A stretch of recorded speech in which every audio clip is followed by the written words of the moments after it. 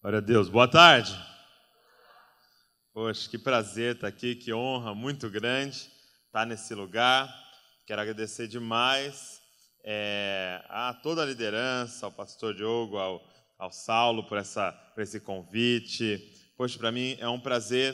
Esse ano é um ano que eu e a Val, a gente tomou a decisão de quase não viajar, não sair, porque nós estamos plantando uma igreja lá em Bragança, mas aí como era um convite do meu amigo Saulo, irrecusável, aí nós estamos aqui. E é sempre uma grande honra, um grande prazer poder pregar a palavra de Deus. Você que não me conhece, eu sou o Douglas, sou lá de Bragança Paulista, interior de São Paulo, e eu sou casado com a Val, e nós temos 2 filhos, a Luísa e o Davi, e a gente coordena um movimento chamado Jesus Copy, que prega que você é uma cópia de Jesus na terra. Quero ministrar uma palavra que está em Mateus, capítulo 18. Abre comigo aí, Mateus, capítulo de número 18.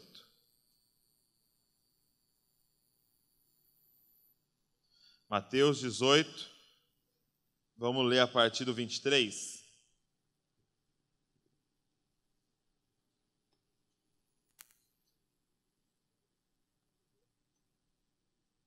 Mateus, capítulo 18, verso de número 23. Quem achou, diga, eu amo a Bíblia. Quem não achou, diga, eu também. Vamos lá. Mateus 18, 23. Por isso, o reino dos céus é como um rei que desejava acertar contas com seus servos, e quando começou o acerto, foi trazido à sua presença um que lhe devia uma enorme quantia de prata. Como não tinha condições de pagar, o Senhor ordenou que ele, sua mulher, seus filhos e tudo que ele possuía fossem vendidos para pagar a dívida. O servo prostrou-se diante dele e lhe implorou: tem paciência comigo e eu te pagarei tudo. O senhor daquele servo teve compaixão dele, cancelou a dívida e o deixou ir. Mas quando aquele servo saiu, encontrou um de seus conservos, que lhe devia 100 denários. Agarrou e começou a sufocá-lo, dizendo: pague-me o que me deve. Então o seu conservo caiu de joelhos e implorou-lhe: tenha paciência comigo e eu lhe pagarei. Mas ele não quis. Antes, saiu e mandou lançá-lo na prisão até que pagasse a dívida.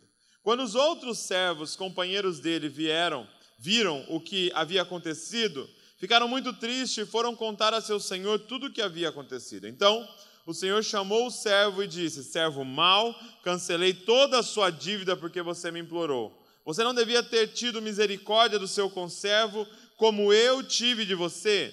Irado, seu senhor entregou aos torturadores até que pagasse tudo o que devia. Assim também lhes fará meu Pai Celestial, se cada um de vocês não perdoar de coração ao seu irmão. Jesus conta essa parábola, né, desse homem que o rei decidiu acertar contas, devia uma quantia gigantesca para o rei, algo impagável, e o rei o perdoa. E aí ele, saindo da presença do rei, ele encontra um outro conservo que lhe devia algo irrisório, algo mínimo. E ele não perdoa esse homem.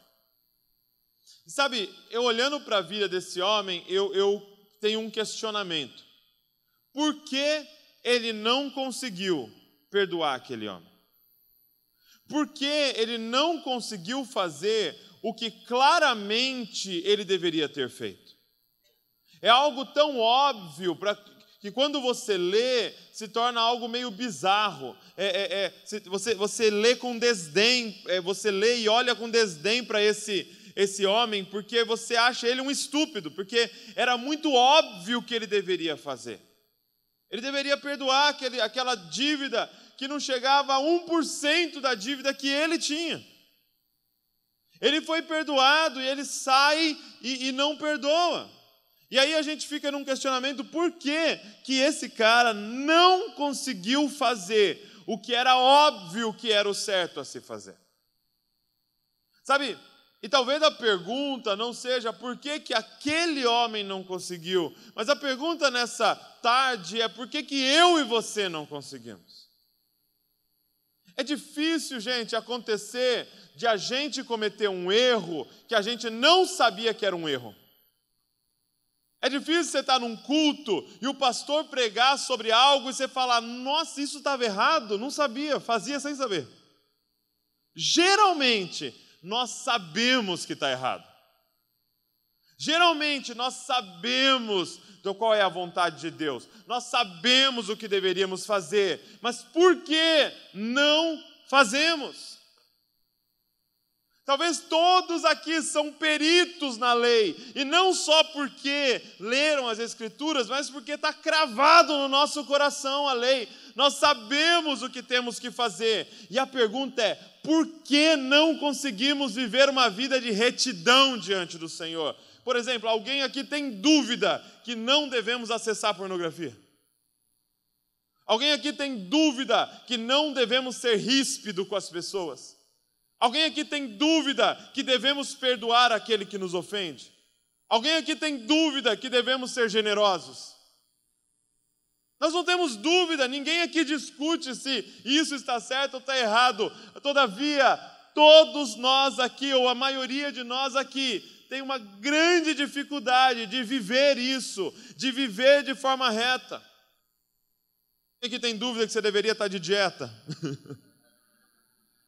Por que, diante do pudim, não conseguimos dizer não? Por que aquilo que a gente quer fazer, a gente não faz, e aquilo que eu não quero fazer, eu faço? Por que esse homem não consegue, e por que eu e você não conseguimos? Como viver uma vida de santidade ao Senhor, gente? Porque vou falar para você que a gente já tentou várias coisas. E como igreja a gente já tentou várias coisas. A gente pensou assim, há bastante anos atrás, a gente pensou assim, poxa, eu acho que o pessoal não sabe a lei. O que a gente precisa então? Aproveitar cada culto para falar para eles. Qual é a lei? Então os nossos cultos, as nossas pregações eram repletas de pode, não pode. Pode, não pode. Isso está errado, isso está certo. Isso está errado, isso está certo. E todo mundo ficou sabendo a lei. E eu te pergunto, funcionou? Não, eu só estava mais convicto do que eu estava errado. Aí nós pensamos assim, não, sabe por que a galera não está andando em santidade? Porque a galera não sabe sobre o inferno. Aí a gente começou a pregar sobre o inferno. Aí era o inferno, era o livro sobre o inferno, o pastor que foi no inferno e voltou para contar para nós, e os infernos, e os quintos dos infernos, e o filme do inferno, e tudo do inferno. Nós descobrimos hierarquia de demônios. Nós temos especialistas em demônio por aí, gente. Todos os nomes de demônio a gente sabe, fez pombagira, fez é o não sei o que, é o Exu, é o blá blá blá. A gente sabia tudo. E aí falou assim, gente, se você não andar em retidão ao Senhor, você vai para esse lugar de condenação eterna. E eu te pergunto, funcionou? Todos aqui creem no inferno. E mesmo assim você continua não conseguindo cumprir algumas coisas diante do Senhor. A gente falou, não, mas peraí, inferno é uma coisa muito negativa, né? Tem que pensar positivo. A gente pensou, então precisa pregar, sabe o quê? Sobre o céu. Aí nós falamos, agora que se o povo descobrir o que vai ter no céu, eles vão andar em santidade. Aí nós descobrimos que tem rua de ouro no céu. Aí tem portão de pérola no céu. Tem mansões celestiais no céu. E vai ter um monte de coisa maravilhosa no céu. E aí o menino do céu. E o pastor também foi no céu e voltou para nos contar. E não sei quem no céu. E sonhou com o céu. E viu Jesus e tal. E aí você fala, ouvimos sobre o céu. A gente sabe o que vai ter no céu. Funcionou? Não. Eu quero apresentar para vocês hoje a única coisa que funciona. A única coisa. Por que este homem não conseguiu andar em retidão? Porque esse homem não entendeu e não cria na palavra mais poderosa que tem aqui, o Evangelho.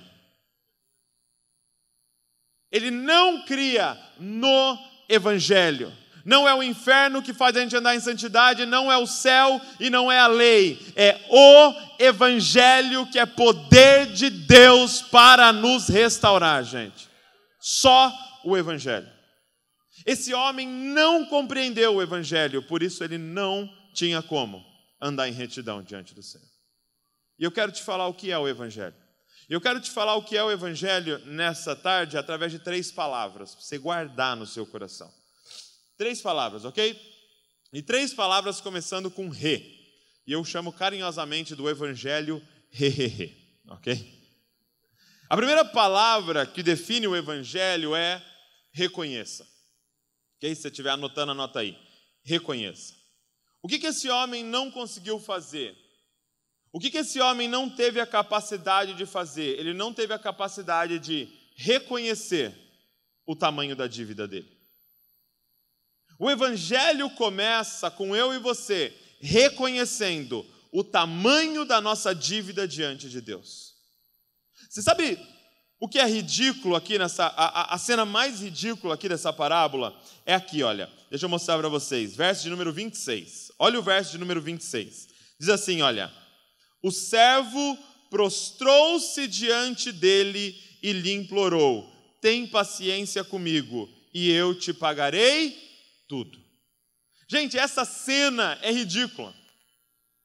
Desse homem de joelho diante do rei dizendo: tem paciência comigo que eu te pagarei tudo.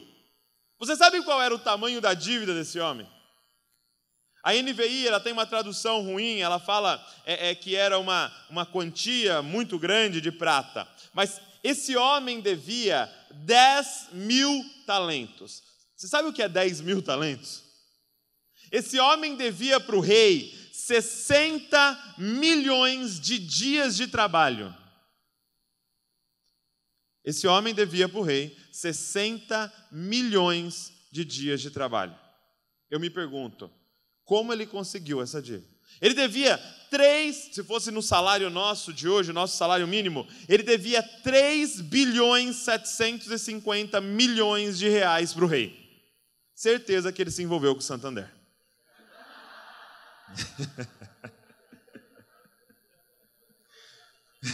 Algum funcionário do Santander por aqui?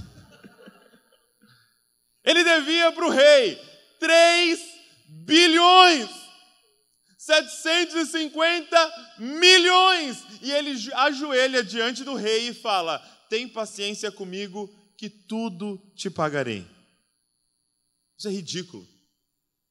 Sabe quem é esse homem? Esse homem são os religiosos entre nós. Porque eles pensam que dá para pagar a Deus com suas boas obras.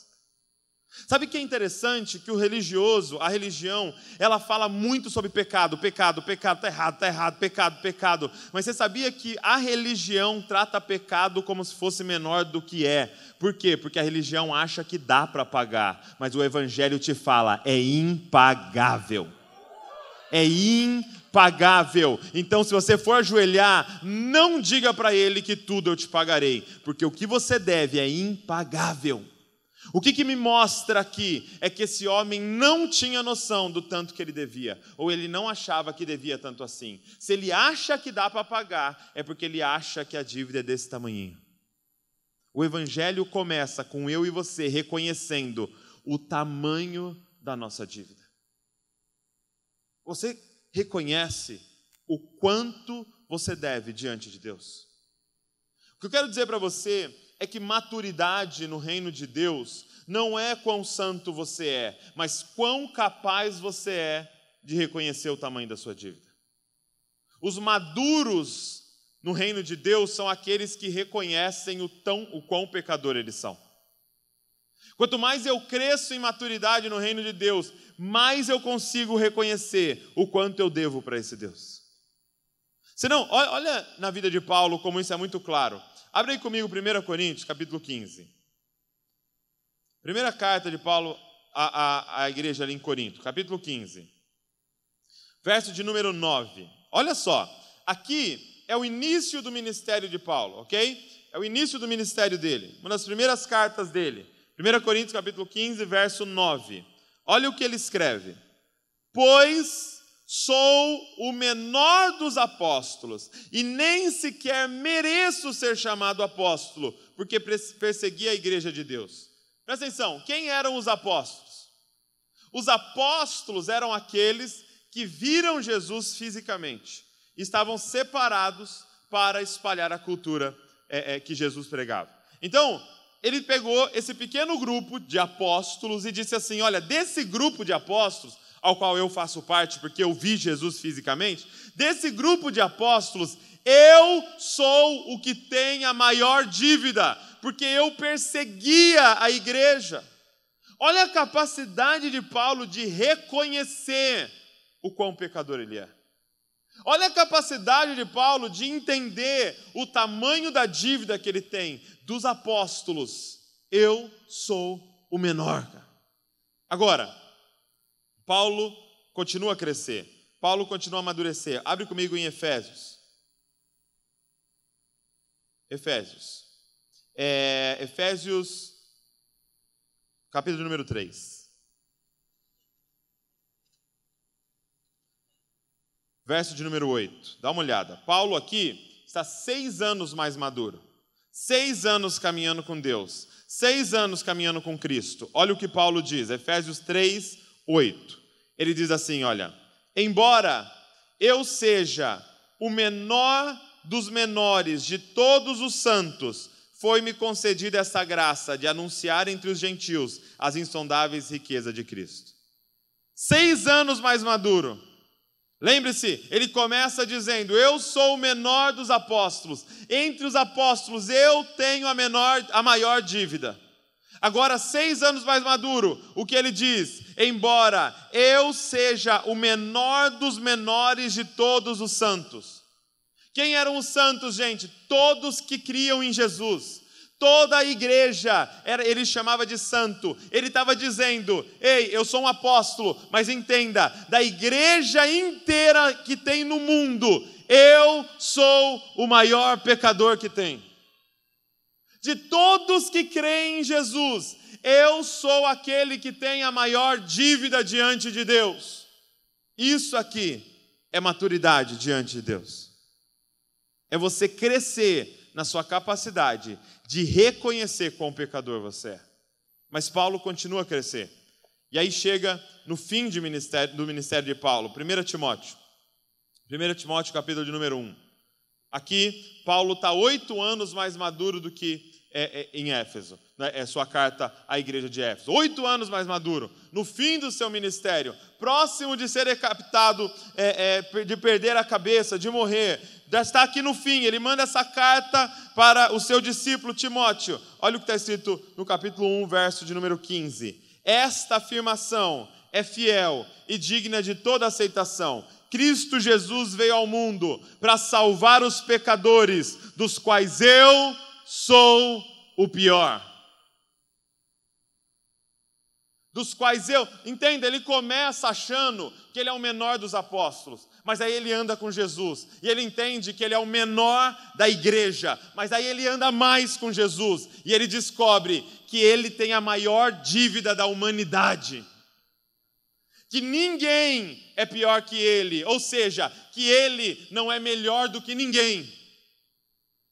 Sabe qual é o problema daquilo que o Saulo estava dizendo aqui hoje? Sabe por que nós queremos brigar com Deus porque estamos na nossa malta? Sabe por que temos dificuldade com o sofrimento? Porque a gente acha que merece coisa melhor. O problema é que quando você está em Malta, você fica brigando com Deus. Como que um rapaz bom como eu está em Malta? Um dizimista. Filho de pastor. Um sobrenome. Irmão, o nosso questionamento... Você não tem que ficar em crise quando você está em Malta. Quando está em Malta, está óbvio. Você tem que estar em crise quando está dando certo as coisas na sua vida. Senhor, por que alguém com uma dívida tão grande está sendo abençoado? Isso não faz sentido. O inferno é o óbvio para nós. A condenação é o óbvio para nós. Acordar de manhã e a misericórdia ter sido renovada sobre nós é o extraordinário. Quando você descobrir o tamanho da sua dívida, o evangelho começa na sua história. Reconheça, cara. Reconheça o quanto eu e você deve. Reconheça o quão pecador você é. Sabe, talvez a gente precisava parar e pensar um pouco o que é esse pecado. Porque a Bíblia, ela fala de pecados e aquilo que é aparente. São comportamentos. Então, a violência está na lista dos pecados, a inveja está na lista dos pecados, a fornicação, né? O sexo sem compromisso, o se embriagar. Então, está na lista dos pecados. Agora, a Bíblia, em algum momento, fala do pecado. Então, você vai ter pecados, que é os frutos, é o comportamento, e você vai ter o pecado, no singular, que é um problema no coração. A Bíblia vai dizer que pecados são gerados pelo pecado. Que pecados têm uma raiz chamada o pecado. E qual é o pecado? O pecado, gente, é um, ok? Existe um pecado que gera todos os pecados. O pecado é não amar a Deus acima de todas as coisas. Ok? Quando perguntam para Jesus, Jesus, como é que resume a lei e os profetas? Como é que eu resumo o Antigo Testamento? Como é que eu resumo aquelas 613 leis? Ele disse, olha, tudo se resume em ama o Senhor teu Deus de todo o teu coração, com toda a tua alma, com toda a tua força e com todo o teu entendimento. E isso resume tudo. Tudo resume nisso. Qual é o pecado, gente? Não amar a Deus acima de todas as coisas. Esse é o pecado que vai gerar frutos diferentes. Alguns não amam a Deus acima de todas as coisas e amam mais a sua imagem. Alguns não amam a Deus e amam mais o dinheiro. Outros não amam a Deus e amam mais o sexo. Outros não amam a Deus e colocam uma pessoa como ídolo na sua vida. Cada um vai ter um jeito mais criativo de pecar, mas a raiz de todos é o mesmo. Você não prefere a Deus acima de todas as coisas. E sabe, aqui a gente entra numa enrascada. Por quê? Porque aí você entende que pecado não é simplesmente um problema de comportamento. Pecado é um problema cardíaco. Pecado é um problema de coração. E a gente entra numa enrascada aqui porque no coração a gente não manda. Porque se fosse um problema de comportamento, era só a gente transformar a igreja numa grande escola de moralidade, era só a gente transformar isso aqui num método de adestramento.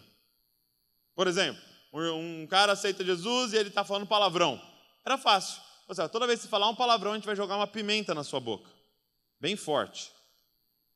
E toda vez que você falar um salmo, a gente vai jogar um chocolate na sua boca. O que o seu cérebro vai começar a entender? Opa, salmo bom, palavrão ruim, e aí você vai conseguir parar com esse hábito. Mas não é o suficiente, porque o problema não é esse comportamento, o problema é o seu coração. Só que no seu coração você não manda. O que é santidade? Amar o Senhor acima de todas as coisas. Entenda, santidade, gente, não é ler Bíblia. Não, Douglas, eu estava vendo muito Netflix, parei de ver Netflix e agora eu estou lendo Bíblia. Isso não é santidade. O que é que Deus quer? É que você prefira ler a Bíblia do que ver Netflix. Presta atenção. Então, se eu estou me negando, não vou ver, e estou lendo a Bíblia, não é suficiente, porque você prefere o Netflix ao invés da palavra de Deus. É um problema no coração. Só que aí, eu e você não manda no coração. Se eu falar para você agora, passe a amar tal coisa, você consegue? Você tem esse poder? Você já tentou apresentar alguém para aquela sua tia solteirona? E falou, ama ele agora. Olha que lindo. Solteiro. Tem quase todos os dentes na boca. Ama ele, tia. Funciona? Não. Porque eu e você não mandamos no coração. Qual que é os dois times aqui mesmo que é rivais? É Bahia e Vitória, né? Bahia e Vitória. Então imagina, eu chego para um torcedor do Bahia e falo assim, olha, eu vou te dar 100 milhões de reais para você passar para torcer para o Vitória. Qualquer torcedor do Bahia inteligente aceitaria a minha proposta. Porque sabe que 11 homens correndo atrás de uma bola não vale 100 milhões de reais, porque você não ganha nada com isso, só eles que ganham. Então vamos ver que você aceitasse. O que você ia fazer para me convencer para eu te dar o seu prêmio? Você ia sair daqui e comprar uma camisa do Vitória. E aí você ia aprender a cantar o hino do Vitória. E aí você ia comprar uns ingressos e ia lá no estádio, no dia do jogo, e se o seu time fizesse um gol lá, esse seu novo time, você ia gritar e comemorar lá no meio de todo mundo. Aí você aprende como é que eles gritam, e você grita no meio deles, para você me convencer de te dar o prêmio. Agora eu te pergunto, você está fazendo isso de coração? Não. Você está fazendo isso externamente, porque você quer um prêmio. Sabe qual é a minha preocupação hoje, gente? É que a galera ficou sabendo do prêmio. É que a galera ouviu sobre o prêmio da vida eterna. E aí eles foram lá e compraram uma roupa de crente. E aí eles foram lá e aprenderam os hinos dos crentes. E aí eles descobriram aonde que os crentes se reúnem e como que eles gritam. E aí eles descobriram, no louvor, você fecha o olho e faz assim, ó. Faz uma cara meio de dor, né? Parece. Aí descobriram a hora de dar aleluia, a hora de falar glória a Deus, o linguajar. E aí eles pensam que Deus está olhando e falando, nossa, merece a vida eterna. Entenda que Ele não vê seu comportamento, Ele vê coração. Minha pergunta é de coração? Só que aqui, gente, eu e você entramos numa enrascada, porque não dá para dar uma ordem para o coração. Passe a amar a Deus acima de todas as coisas. Vamos! Tenta dar um choque com aquele negócio lá para ver. Passe a amar Ele de todo o coração. Não dá! Não importa o quanto eu te fale da lei. Não dá, não importa quanto. Porque, olha que loucura. Se eu fizer porque eu quero ir para o céu, eu estou fazendo por causa de Deus? Não, eu estou fazendo por causa de mim. Então eu me amo acima de tudo. Se eu fizer porque eu não quero ir para o inferno, eu estou fazendo por causa de Deus? Não, eu estou fazendo por causa de mim. Então eu continuo me amando acima de todas as coisas. Qual é o único jeito? Qual era a única forma, gente, de ser salvo? É por isso que o Evangelho não é uma boa sugestão, não é uma boa lista de afazeres. É por isso que a única coisa que poderia nos salvar era uma boa notícia. Era se de repente nós ouvíssemos uma notícia que mesmo com o tamanho da nossa dívida, Ele nos amou primeiro, cara.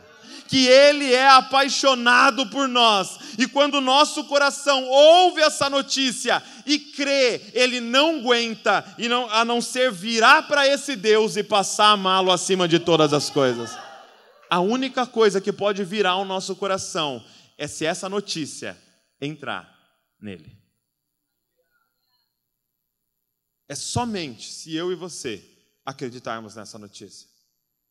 Então, se a primeira parte do Evangelho é reconheça o tamanho da sua dívida, a segunda parte do Evangelho é receba o amor gracioso de Deus. Receba o perdão de graça de Deus. Como eu queria ter um paletó para correr falando, receba! As pessoas caindo no amor de Deus. Assim.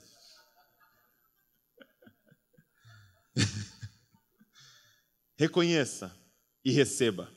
Olha o que diz. Opa, mudou minha Bíblia aqui. Volta lá em Mateus, capítulo 18. Verso de número 27. O Senhor daquele servo teve compaixão dele, cancelou a dívida e o deixou ir. O Senhor daquele servo foi movido de compaixão. Aquele rei foi movido de compaixão. Algo dentro dele quis perdoar aquele homem. Aquele Senhor foi movido por um sentimento de amor por aquele que tinha uma dívida impagável. Gente, isso é o ilógico. É Ele a quem nós éramos inimigos, olhar para nós e nos amar e dizer, vocês estão completamente perdoados, vá, vocês estão livres. Por quê? O que você viu em nós? que você viu em nós? Ele foi movido de compaixão e derramou amor sobre nós, e simplesmente nos perdoou. E hoje nós temos acesso a Ele como se nada tivesse acontecido. Ele nos trata como se nunca tivéssemos pecado. Gente, talvez um dos maiores desafios do Evangelho é essa parte: receba o amor de graça de Deus. Porque nós não sabemos receber nada de graça. Porque tudo na nossa vida foi brigado, foi conquistado. Se você tirou uma nota, é porque você estudou. Se você passou na faculdade, é porque você se preparou. Se você tem salário no fim do mês, é porque você trabalhou. Nada vem de graça. Só que de repente você chega no reino de Deus e Ele está dizendo: o desafio seu é receber. Faz assim, receba, cara. Você é amado, ponto final, de graça. Mas o que eu faço? Nada, só seja amado.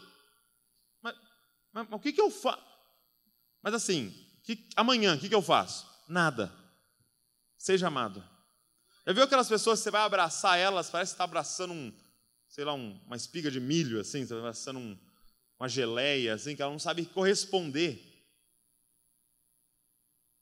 Seja amado, cara. Sabe o que Jesus disse? Ele diz assim em Lucas, capítulo de número 18, verso 17: aquele que não receber o reino de Deus como uma criança, jamais entrará nele. Aquele que não receber o reino de Deus como uma criança, jamais. Gente, como que uma criança recebe alguma coisa? Já deu presente para a criança? Já deu presente para os seus filhos, para algum sobrinho seu, para alguém? Você chega com o presente e dá. Alguma vez alguma criança falou para você: não, tio, por favor, eu não mereço. Tio, eu fico até constrangido se você me trazer um presente. Ah, não, tio, você tem certeza? Ah, não sei se eu devo pegar, tio. Alguém já viu isso na vida? Como que uma criança recebe um presente? Ei, obrigado. Se falar, obrigado. Se for bem educada. Porque geralmente nem obrigado elas falam, porque elas são profissionais em receber. Meus filhos, irmão, são profissionais em receber. Nunca a Luísa virou para mim e falou assim: eu vou te pagar de cada Baby Alive, de cada Polly, de cada Barbie, de tudo que você me deu, eu vou pagar. Cada LOL. Essa LOL. Essa LOL tem pacto com alguma coisa. Davi nunca chegou para mim e falou: pai, deixa eu te dizer uma coisa, quando eu crescer e começar a trabalhar, eu vou pagar cada Hot Wheels, cada bonequinho de super-herói, cada coisa que você come, eu vou pagar. Pai. E deixa eu te dizer uma coisa, se eles falassem isso, seria uma ofensa para o pai. Entenda uma coisa, querer pagar o pai de um presente é ofender o pai. Se você está com uma ideia no seu coração de pagar a Deus, isso é ofender a Deus. Porque qual é a alegria de um pai que dá um presente? É ver o filho rasgando a caixa e passando dias brincando com o presente. Então você quer honrar a Deus, usufrui da graça de Deus, cara. Pega a graça de Deus e sai correndo por aí dizendo: eu estou livre! Eu não tenho mais dívida. Eu não tenho mais dívida. Está tudo pago. Eu posso acessar a presença do Criador, chamá-lo de Pai, e Ele vai me tratar como se eu fosse Jesus, o Filho sem pecado dele. Você tem noção que Deus olha para você hoje e Ele enxerga Jesus em você? Você tem noção que você pode entrar na presença de Deus como se você fosse Cristo? E a herança que tem sobre a sua vida é a herança de Cristo sobre você.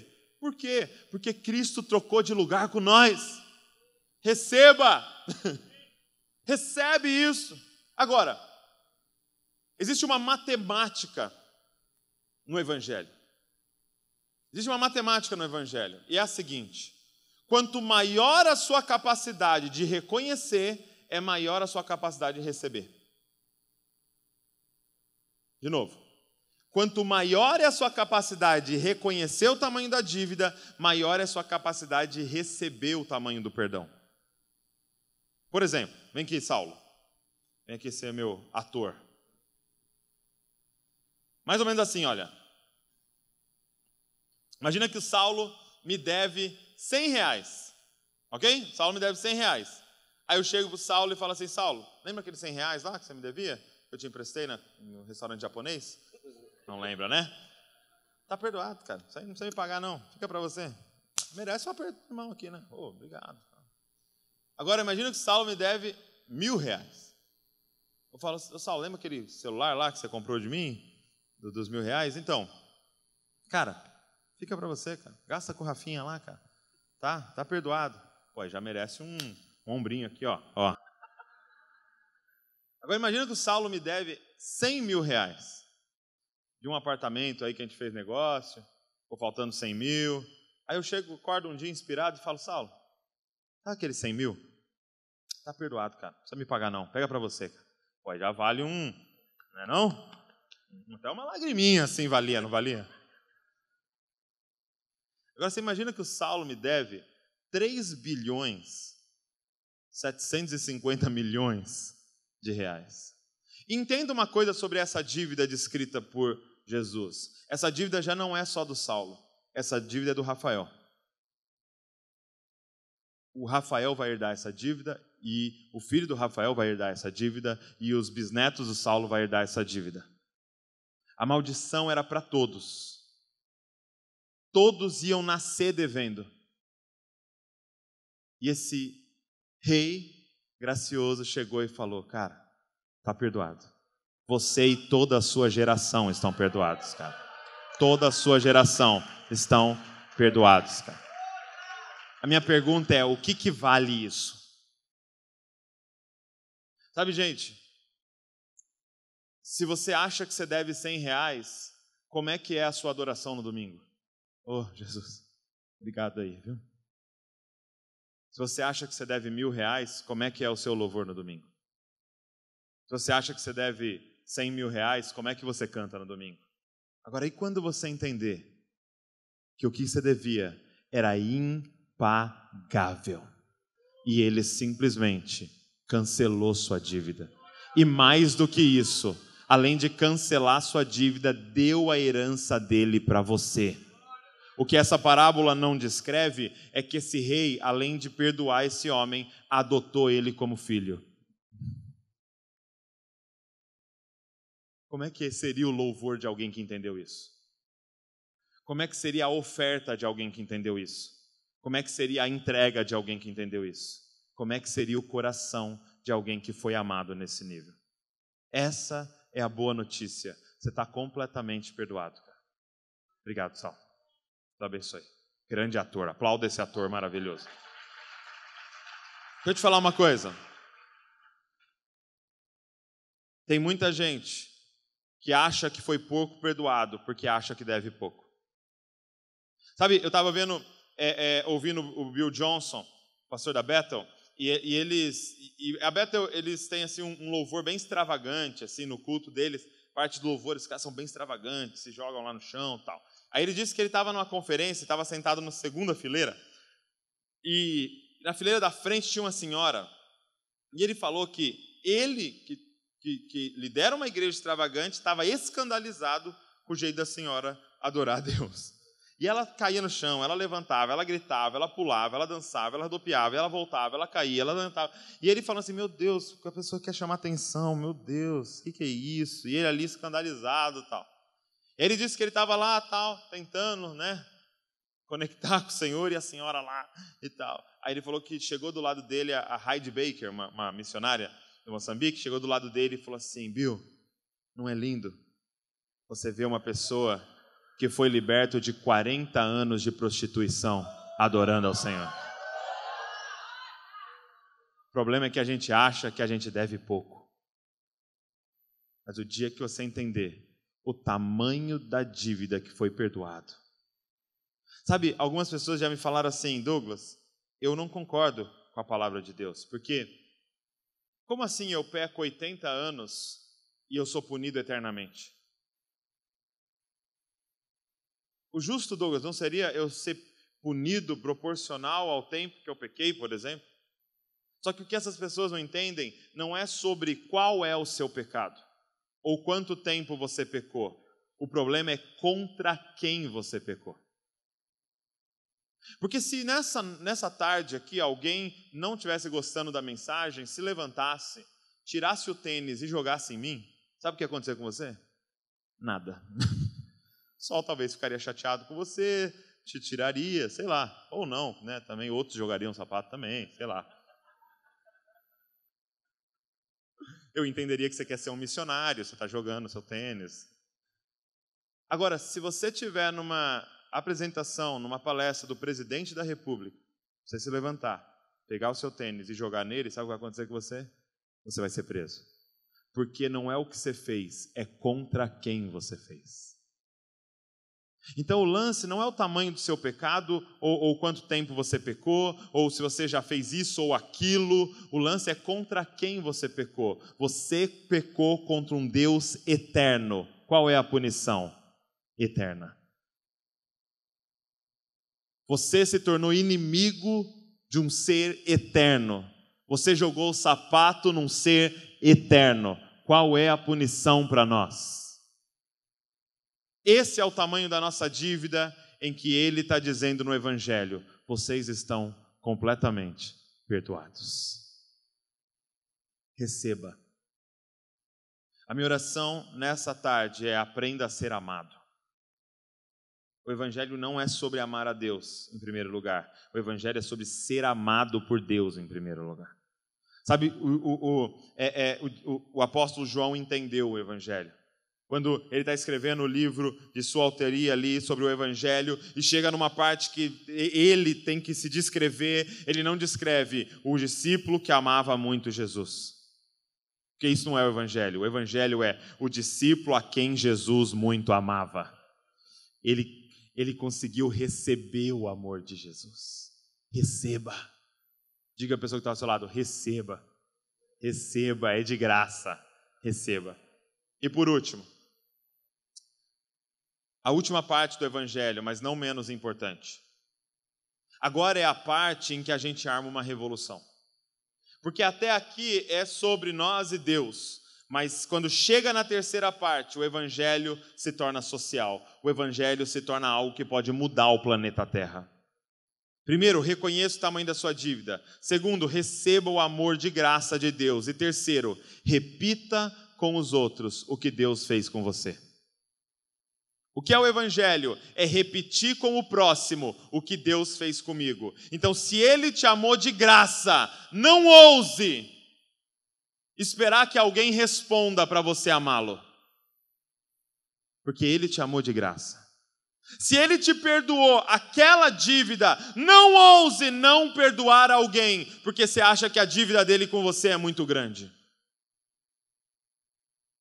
Qual é a parte social do Evangelho? Qual é a parte que nós vamos armar uma revolução em Salvador? É quando nós repetirmos com os outros o que Deus fez com a gente. Ele nos amou primeiro, então ame as pessoas primeiro. Ele não esperou você se transformar para te amar, então não espere que as pessoas se transformem para você amá-las. Ele te perdoou enquanto vocês eram inimigos, então perdoe os seus inimigos e ore por quem te persegue. Porque foi o que ele fez por nós.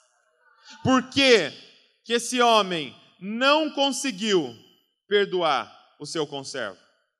Porque ele não reconheceu o tamanho da dívida. Portanto, ele não recebeu o perdão.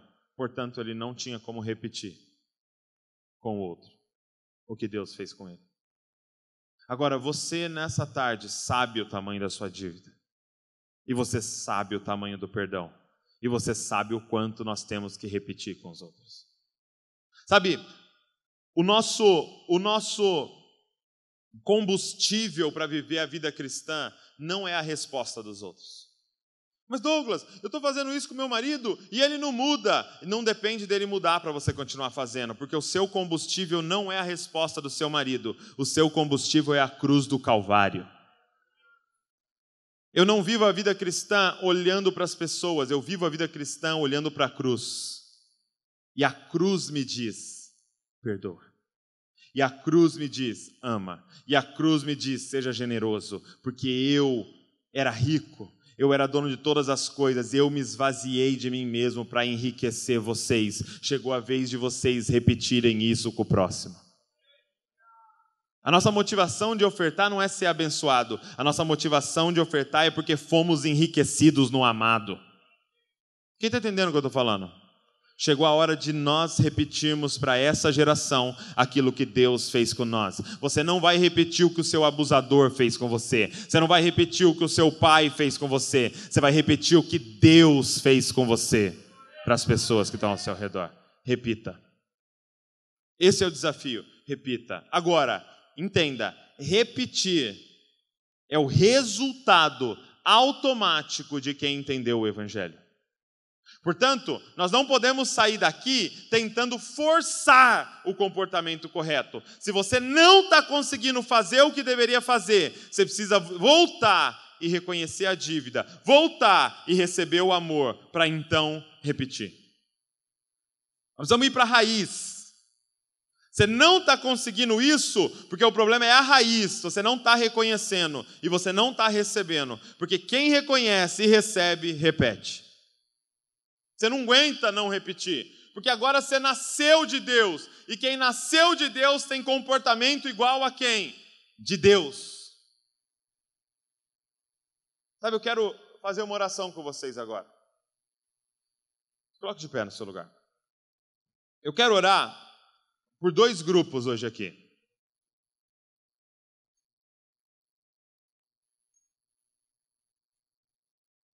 Eu quero orar por aqueles que têm dificuldade em reconhecer. Sabe, talvez essa é a minha parcela, esse é o grupo que eu me encontro. Eu queria pedir para o Renato tocar para mim aqui. Por favor. Teclados, que eu fico mais espiritual com o teclado no fundo. Esse é bom, esse é maravilhoso. Vamos aplaudir ao Senhor por esse tangedor abençoado. Deixar ele bem vermelho. Esse é o grupo que eu me encontro. Aqueles que têm dificuldade de reconhecer. Por quê? Porque eu sou neto de pastor. Sou filho de pastor.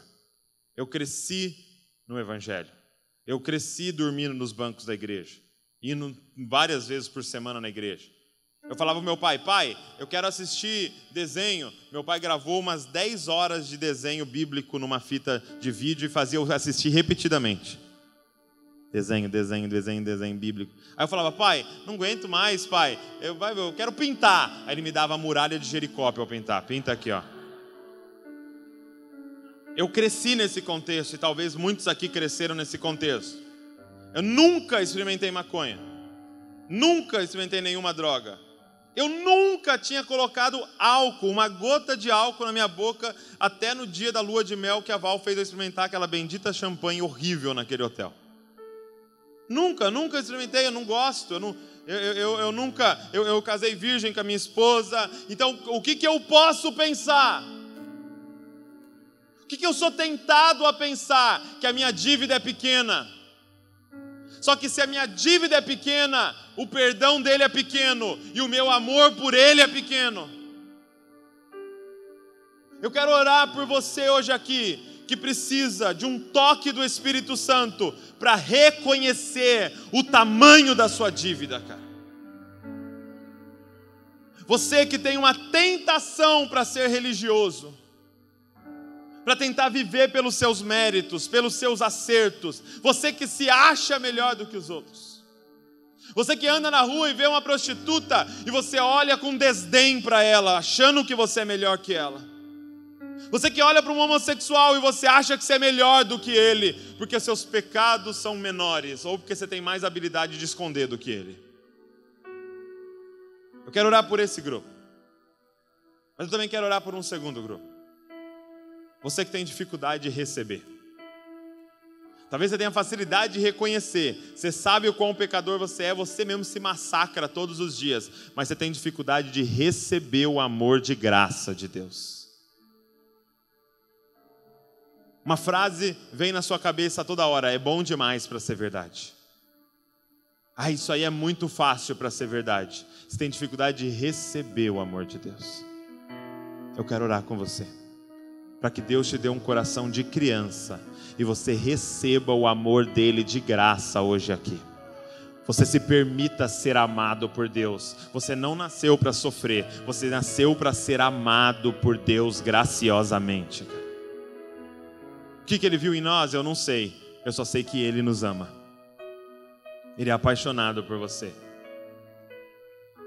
Porque ele não te vê hoje pelo que você é. Ele te vê por aquilo que Jesus conquistou na cruz por você. Na cruz, Jesus estava trocando de lugar com você. Ele está olhando para você hoje como filho perfeito dele, cara. Você crê nisso? É uma tarde de receber. Sabe, gente, o Evangelho ele é genial. Porque o Evangelho resolve os dois problemas da humanidade. Todos os problemas têm duas raízes. Primeira raiz dos problemas é porque você se acha superior aos outros. Metade dos seus pecados é porque você se acha melhor do que os outros. E aí vem o Evangelho e fala: você é a pessoa com a maior dívida que existe. Você não é melhor que ninguém. Você deve o mesmo tanto que aquela prostituta deve. Você deve o mesmo tanto que aquele político corrupto deve. Você deve o mesmo tanto que aquele traficante deve, que aquele assassino deve, que Hitler devia. Nós devemos o mesmo tanto.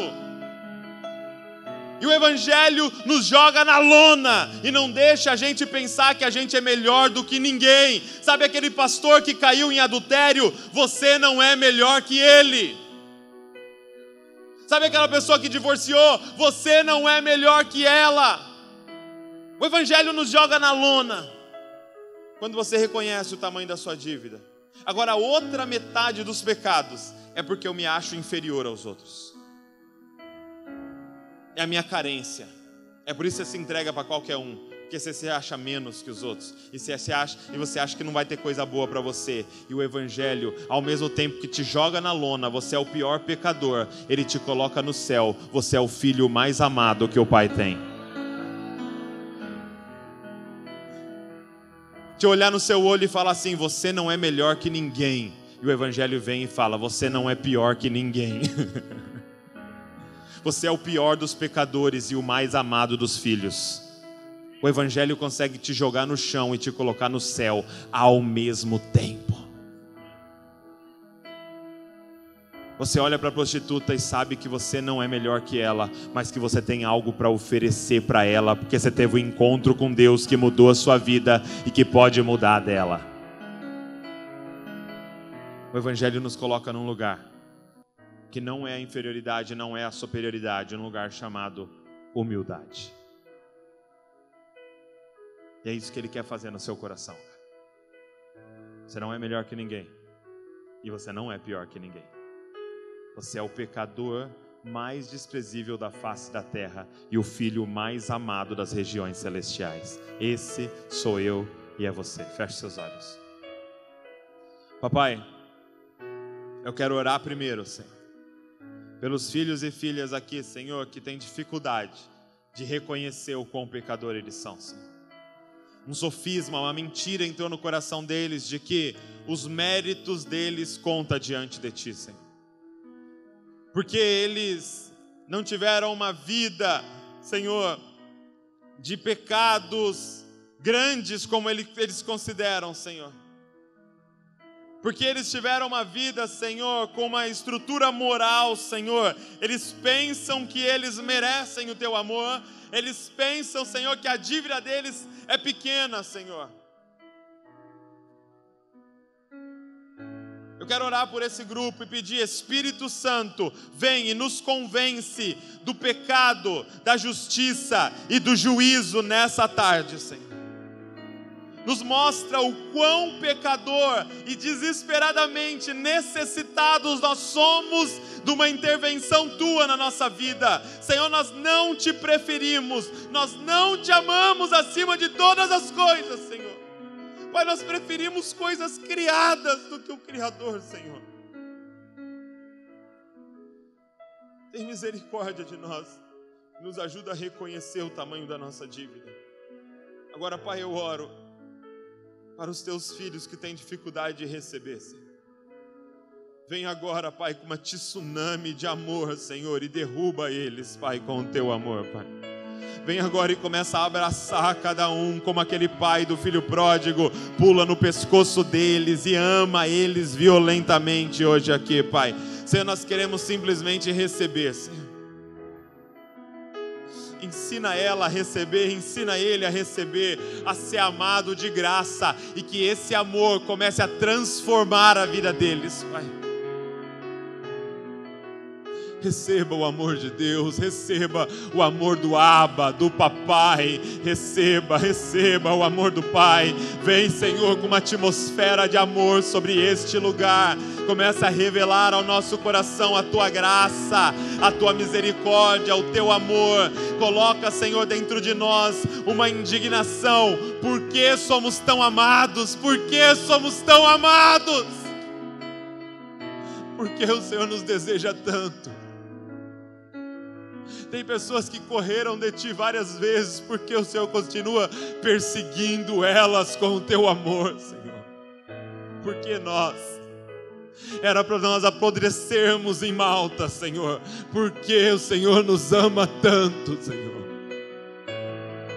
Pai, eu te peço que nós possamos sair daqui e repetir com os outros o que o Senhor fez por nós. Que nós saímos daqui e possamos derramar esse amor sobre outras pessoas, derramar esse perdão sobre outras pessoas e ser os repetidores da tua graça, Pai. Nos ajuda a impactar ambientes de trabalho, a impactar as nossas famílias, escolas, Pai, ruas, onde a gente pisar, simplesmente repetindo o que o Senhor fez por nós. Pai, nós não queremos amar o próximo como a nós mesmos simplesmente. Nós queremos amar o próximo como o Senhor nos amou primeiro, Senhor. É isso que eu te peço, Pai, nessa tarde gloriosa, no nome de Jesus. Obrigado pelo teu evangelho, papai. No nome de Jesus, amém, amém e amém. Deus abençoe a vida de vocês.